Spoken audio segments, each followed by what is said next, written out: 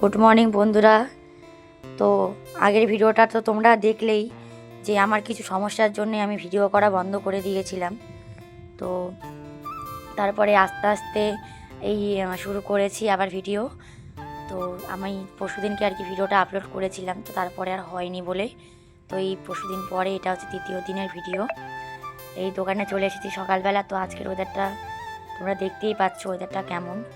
একদিকে মেঘ করেছে আর একদিকে রোদ্দুর, আর সেই রোদ্দুরটা পুরো আমার মুখে এসেই পড়ছে, একটু সমস্যা হয়।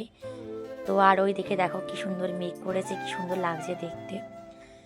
তো রোজকার দিনের মতনই দোকানদারি হচ্ছে, দোকানদারি করছি।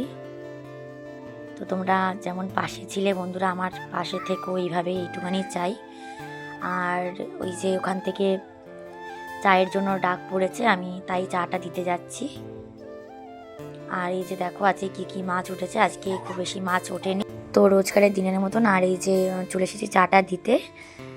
আর আজকে খুব বেশি মাছ ওঠে, তো আজকে খুব বেশি মাছ ওঠেনি যেহেতু আজকে সোমবার।